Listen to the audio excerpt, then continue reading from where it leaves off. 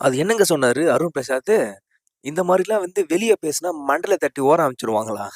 எனக்கு ஒண்ணும் புரியல. அருண் என்ன பேசுறாரு? என்ன பண்ணிட்டு இருக்காருன்னு தெரியல. எனக்கு இந்த சீசன் 1 ஜூலி தான் வந்து அப்பப்போ வந்து போயிட்டுருக்காங்க, அருண் பண்றப்பலாம். ஐயா! நீ உள்ள கேம் விளையாடுறீங்கன்னா, கேம். உங்களுக்குள்ள நடக்கிறத உங்களுக்குள்ளேயே பேசி முடிச்சுக்கணும். உள்ள இருந்து நீங்க வெளிய போய் வெளிய இருந்தா இப்படி பண்ணுவேன், அப்படி பண்ணுவேன்னு நீங்க எதனா வாய் விட்டீங்க அப்படின்னா, உங்களுக்கு சப்போர்ட் பண்ண 4 பேர் இருக்க மாரி, முத்துக்கு சப்போர்ட் பண்ண 4, 5 பேர் இருப்பாய்ங்க. அவிங்க வெளிய வந்து நீங்க சொன்னத பண்ணா என்ன நடக்கும்? தேவையா? எதுக்கு இதெல்லாம்? அப்படின்ற மாரி தான் இருக்கு.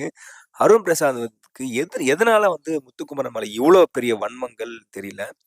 ஒரு மாரி மஞ்சரி மேல இருந்தது. அப்படியே இப்ப முத்துக்குமரன் மேல மாறி, ஒரு மாரி ஒருத்தன் மேல வன்மத்த வந்து கக்கிக்கினே இருக்காரு. அந்த ரயான்ட்ட பேசிட்டு இருக்கப்போ வந்து ரொம்ப பேசுறப்ப எனக்கு சிரிப்பு தான். "தக்காளி நீ வெளிய வந்தேன்னா என்ன நடக்க போதோ? எத்தன பேர் தலைய தட்ட போறாய்ங்கங்கிறது தெரியல. வெயிட் பண்ணி பார்ப்போம்." அதுக்கப்புறம் பார்த்தீங்கன்னா, ஃபைனல்ல வந்து ஒரு மாரி முத்துக்குமரன் வந்து ஒரு ஃபன்னா ஒரு விஷயம் பண்ணியிருப்பாரு. அது வந்து தவறா போயிருக்கும்.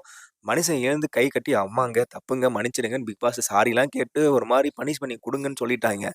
அந்த இடத்துல வந்து தர்ஷிகா எதுக்கு இப்படி ரியாக்ட் பண்றாங்கன்னு தெரியல.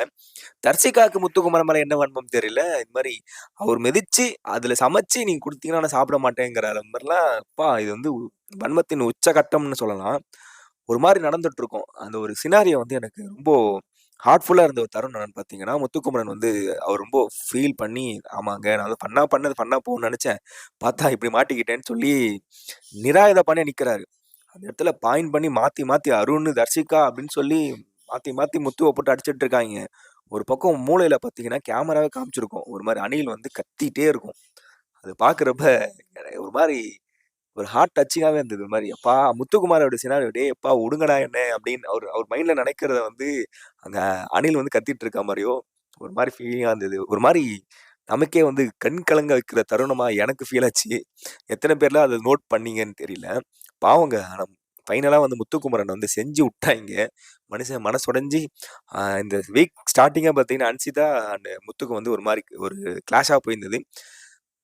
அன்சிதாவே வந்து பேசுற அளவுக்கு ஒரு மாரி செம்மையா போயிருந்தாங்க. பார்ப்போம். வீக்கெண்ட்ல வந்து கண்டிப்பா அருணுக்கு வந்து ஒரு சம்பவம் இருக்கு. இத வந்து அக்ரெஸ் பண்ணியே ஆவணும். விஜய் சேதுபதி அவர்கள் வந்து டப்பா அருண டப்பா தட்டி வெளிய அனுப்புவாராங்கிறத வெயிட் பண்ணி பார்ப்போம். வெளிய அனுப்பல. ஒரு மாரி வீக்கெண்டுக்குள்ள அனுப்பணும். ஏன்னா உள்ள இருக்கணும் அவரு. இன்னும் கொஞ்சம் இருந்து கடைசி வரைக்கும் அவரு இன்னும் என்னென்ன பண்றாருங்கிறத பார்த்துட்டு வெளிய வந்து எத்தன பேர் அவர் அவர் மண்டைய தட்ட போறாங்கங்கிறத பார்ப்போம்.